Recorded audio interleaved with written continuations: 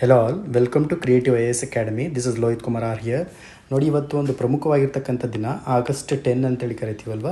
ಪ್ರತಿ ವರ್ಷ ಆಗಸ್ಟ್ 10 ನಾವು ವರ್ಲ್ಡ್ ಲಯನ್ ಡೇ ಅಂತೇಳಿ ಕರಿತೀವಿ. ಕಾರಣ ಏನು ಅಂದರೆ, ಈ ಕಿಂಗ್ ಆಫ್ ದ ಜಂಗಲನ್ನು ನಾವೇನು ಮಾಡಬೇಕು, ಪ್ರಿಸರ್ವೇಷನನ್ನು ಮಾಡಬೇಕು.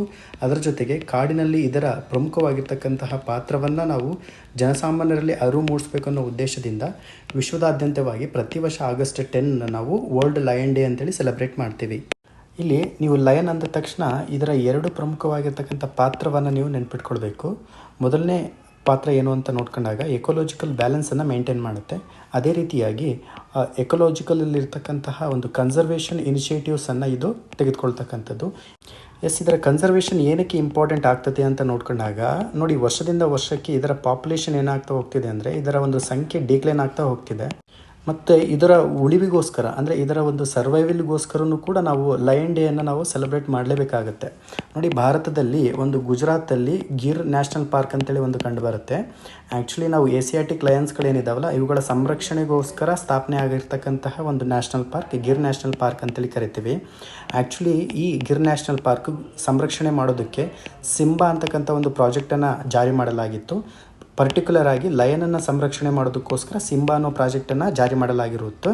ಸೊ ಇದನ್ನು ನಿಮಗೆ KS ಎಕ್ಸಾಮಲ್ಲಿ ಕೇಳುವಂಥ ಚಾನ್ಸಸ್ ಇದೆ, ನೆನ್ಪಿಟ್ಕೊಳ್ಳಿ. ಹಾಗೆ ಇಲ್ಲಿ ಲಯನ್ ಅಂದ ತಕ್ಷಣ ನಿಮಗೆ ನೆನಪಾಗಬೇಕಾಗಿರುವಂಥ ಪ್ರಮುಖವಾದ ಅಂಶಗಳು ಯಾವ್ಯಾವು ಅಂತ ನೋಡ್ಕೊಂಡಾಗ, ಇದಕ್ಕೆ ನಾವು ಸೈಂಟಿಫಿಕ್ ನೇಮ್ ಏನಂತ ನೋಡಿದಾಗ ಪ್ಯಾಂಥೆರಾ ಲಿಯೋ ಅಂತೇಳಿ ಕರಿತೇವೆ. ಆ್ಯಕ್ಚುಲಿ ಇವುಗಳಲ್ಲಿ ಸಬ್ ಸ್ಪೀಸೀಸ್ಗಳು ಕಂಡು ಬರ್ತವೆ. ಎರಡು ರೀತಿಯಾಗಿರ್ತಕ್ಕಂಥ ಸಬ್ ಸ್ಪೀಸೀಸ್ ಕಂಡು ಬರುತ್ತೆ. ಯಾವ್ಯಾವ ಎರಡು ರೀತಿಯಾಗಿರ್ತಕ್ಕಂಥ ಸಬ್ ಸ್ಪೀಸೀಸ್ ಅಂತ ನೋಡ್ಕೊಂಡಾಗ, ಮೊದಲನೇದು ಆಫ್ರಿಕನ್ ಲಯನ್ ಅಂತ ಕರಿತೀವಿ. ಎರಡನೇ ಸಬ್ ಸ್ಪೀಸೀಸನ್ನು ನೋಡ್ಕೊಂಡಾಗ ಏಷ್ಯನ್ ಲಯನ್ ಅಂತೇಳಿ ಕರಿತೀವಿ. ಎರಡು ರೀತಿಯಾಗಿರ್ತಕ್ಕಂಥ ಸ್ಪೀಸೀಸ್ಗಳು ಇಲ್ಲಿ ಕಂಡು ಬರುತ್ತೆ.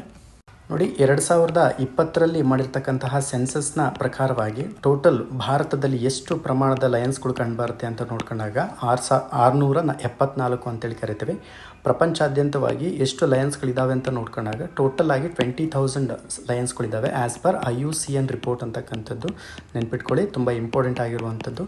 ಅದೇ ರೀತಿಯಾಗಿ ನಮಗೆ ಸೆನ್ಸಸ್ ಅಂದ ತಕ್ಷಣ 2020ರಲ್ಲಿ ಮಾಡಿರ್ತಕ್ಕಂಥ ಸೆನ್ಸಸ್ ಇದು. ಫಸ್ಟ್ ಆಫ್ ಆಲು ಲಯನ್ ಸೆನ್ಸಸ್ಸನ್ನು ಎಷ್ಟು ವರ್ಷಗಳಿಗೆ ಒಮ್ಮೆ ಮಾಡಲಾಗುತ್ತದೆ ಅನ್ನೋದನ್ನು ನೀವು ದಯವಿಟ್ಟು ಕಾಮೆಂಟ್ ಸೆಕ್ಷನಲ್ಲಿ ತಿಳಿಸಿ ನೋಡೋಣ. ಇನ್ನೊಂದು ಮಾಹಿತಿಯನ್ನು ನೋಡ್ಕೊಳ್ಳಿ. ಇಲ್ಲಿ ಆಫ್ರಿಕನ್ ಲಯನ್ ಅಂತ ಏನು ಕರಿತೀವಲ್ವ, ಇದು IUCNನ ಒಂದು ಕ್ಯಾಟಗರೈಸೇಷನ್ನ ಪ್ರಕಾರವಾಗಿ ನೋಡೋದಾದರೆ ವಲ್ನರಬಲ್ ಸ್ಟೇಟಸಲ್ಲಿ ಕಂಡು ಬರ್ತಕ್ಕಂಥದ್ದು. ಅದೇ ರೀತಿಯಾಗಿ ಏಷ್ಯಾಟಿಕ್ ಲಯನ್ಸ್ ಏನಿದೆಯಲ್ಲ, ಇದು ಯಾವ ಕ್ಯಾಟಗರಿಯಲ್ಲಿ ಕಂಡು ಬರುತ್ತೆ ಅಂತ ನೋಡ್ಕೊಳ್ಳೋದಾದರೆ ಎಂಡೇಂಜರ್ಡ್ ಸ್ಪೀಸೀಸ್ ಅಥವಾ ಎಂಡೇಂಜರ್ಡ್ ಕ್ಯಾಟಗರಿ ಅಂಡರಲ್ಲಿ ಕಂಡು ಬರುತ್ತೆ.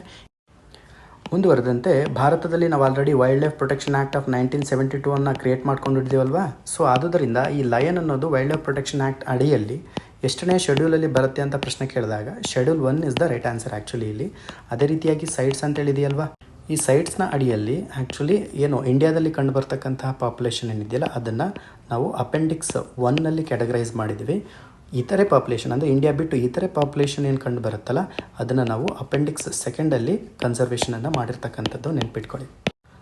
ವರ್ಲ್ಡ್ ಲಯನ್ ಡೇ ಅಂತೇಳಿ ಏನು ನಾವು ಸೆಲೆಬ್ರೇಟ್ ಮಾಡ್ತಿದ್ದೀವಲ್ಲ, ಫಸ್ಟ್ ಟೈಮ್ ಎಲ್ಲಿ ನಡೀತು ಅಂತೇಳಿ ಕೇಳಿದಾಗ 2013ರಲ್ಲಿ USA ಒಂದು ಫ್ಲೋರಿಡಾ ಅಂತ ಒಂದು ಪ್ರದೇಶ ಕಂಡು ಬರುತ್ತೆ.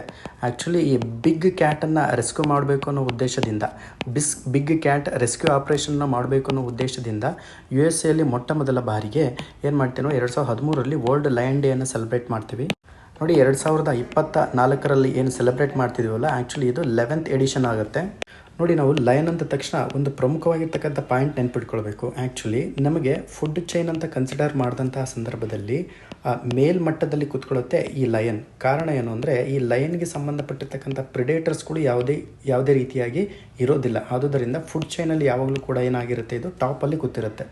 ನೋಡಿ, ಈ ಟಾಪಿಕನ್ನು ಕಂಕ್ಲೂಡ್ ಮಾಡೋಕ್ಕಿಂತ ಮುಂಚೆ 2023ರಲ್ಲಿ ಒಂದು ಇನಿಷಿಯೇಟಿವನ್ನು ತೆಗೆದುಕೊಳ್ಳಲಾಯಿತು. 2023 ಏಪ್ರಿಲಲ್ಲಿ ಒಂದು ಇನಿಷಿಯೇಟಿವನ್ನು ತೆಗೆದುಕೊಳ್ಳಲಾಗುತ್ತೆ.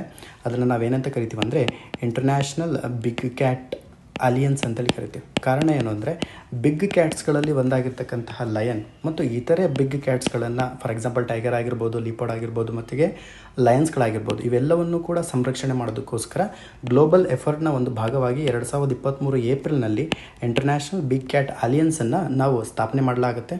ಸೊ ಈ ಮೂಲಕ ಇದರ ಮುಖ್ಯವಾಗಿರ್ತಕ್ಕಂಥ ಉದ್ದೇಶ ಏನು ಅಂತ ಕೇಳಿದಾಗ, ನೋಡಿ 97 ರೇಂಜ್ ಕಂಟ್ರೀಸ್ಗಳು ಏನಿದಾವಲ್ಲ, ಅಂದರೆ ಬಿಗ್ ಕ್ಯಾಟ್ಗಳು ಬದುಕ್ತಕ್ಕಂತಹ 97 ರೇಂಜ್ ಕಂಟ್ರೀಸ್ಗಳು ಆ ಗ್ಲೋಬಲ್ ಎಫರ್ಟ್ನ ಮುಖಾಂತರವಾಗಿ, ಗ್ಲೋಬಲ್ ಕೋಆಪರೇಷನ್ನ ಮುಖಾಂತರವಾಗಿ ಈ ಒಂದು ಬಿಗ್ ಕ್ಯಾಟ್ಗಳನ್ನು ಸಂರಕ್ಷಣೆ ಮಾಡಬೇಕು ಅನ್ನೋ ಉದ್ದೇಶವನ್ನು ಇಟ್ಕೊಂಡು ಈ ಅಲಿಯನ್ಸನ್ನು ಸ್ಥಾಪನೆ ಮಾಡಲಾಗಿದೆ.